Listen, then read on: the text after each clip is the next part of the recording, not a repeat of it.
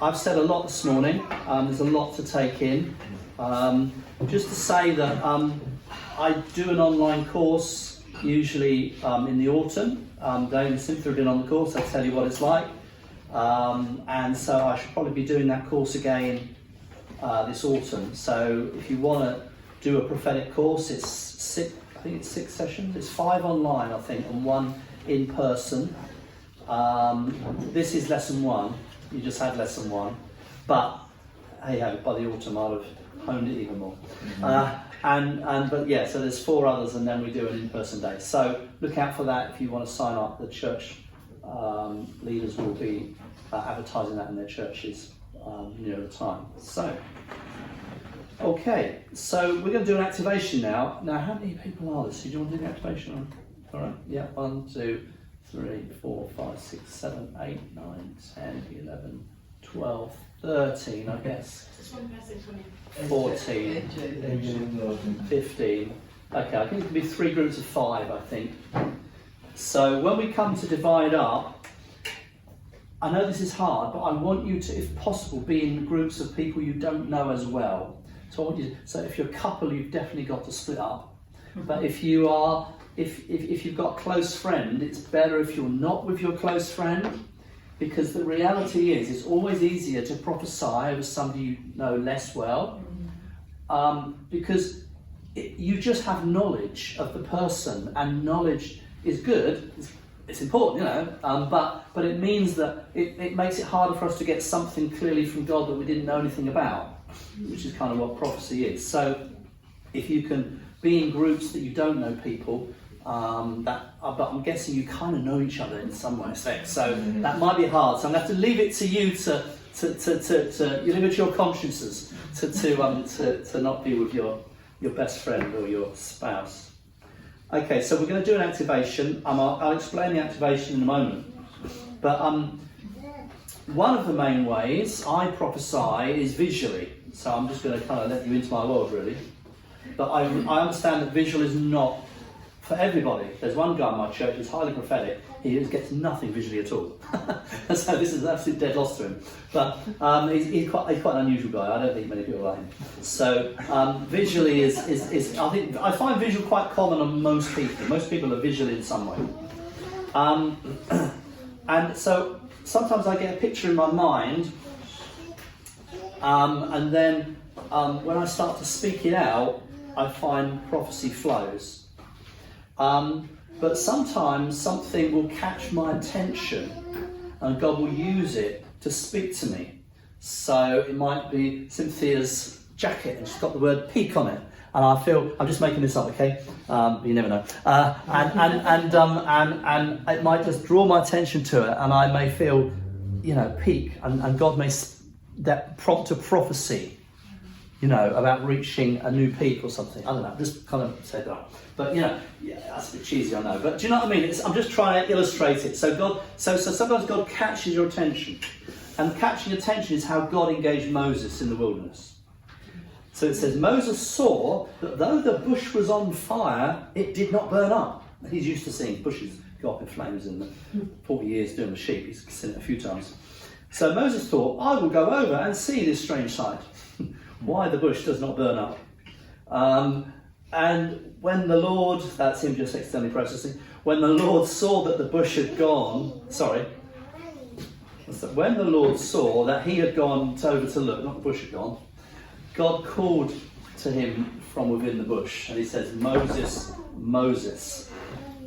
And so often, like something will catch attention, you get focused on it, and then God speaks from the thing that's caught your attention. And I would say, what the exercise we're about to do, although we're going to do it in a, just in a very safe environment here, outside in the world, let God catch your attention. Let the Spirit speak to you about people. It may just be to pray. I remember being on the Dubai metro one time. It was quite late, and there was this man, I don't know what you call it, dressed in all his white outfit and everything. I just prayed and prayed and prayed for him because God drew my attention. I didn't feel at liberty to speak to him. I didn't feel the right thing was to say anything, but I just prayed and prayed and prayed. And I know that man has had a Christian praying for him for half an hour. And I figure out that's good. God's heard that. God's going to do something with that man. I don't need to know what it was. One day I may meet him in glory, and I'll realise. And did you know I was praying for you? Oh, I knew somebody was praying. You know what I mean? He'll tell me this story.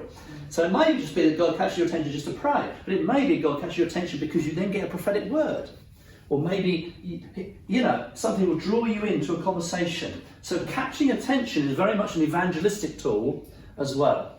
And asking God, why have you drawn that person to my mind? What is it that you're doing? My wife Sue, she has a great way of handling this. So when we're driving along, if somebody cuts her up, or there's a bit of bad road driving, rather than get angry like I might, she says, Lord, I bless that person in the name of Jesus. And she turns it into a blessing, which is great. Okay, so often I think a word of knowledge... You're going to need that moment. Sorry? She's going to need that moment. Yeah. Well, now you've said that means I'm going to have to drive now. So often a word of knowledge is an attention grabber, so that God can then speak into the person's life.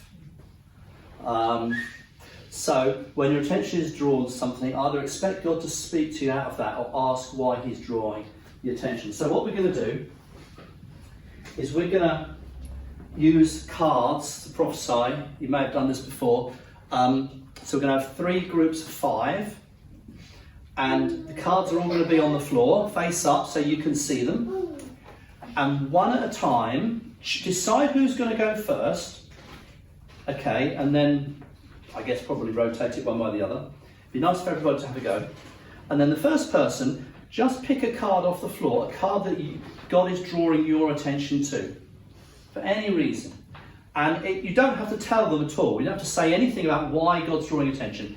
Just pick it up. It may just be that I like that. I like the colours. It could be anything. Any reason. And you don't have to tell anybody the reason, so you can really do exactly whatever you want. And then you haven't got to say anything. You just hold the card, and then as a group, you just pray. Say, Lord, speak to us by your Spirit and help us to encourage Sue or whoever's picked up the card. And then I want you to ask God to give you a prophetic word based on the card. So what I would say is don't just describe the card. Sometimes people just describe a card.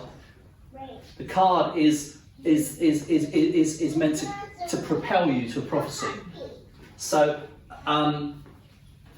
that card there, you might say, I feel God has given you a really kind heart. You help people. Because that looks like that person's helping that person up the rock, and you can see that very well.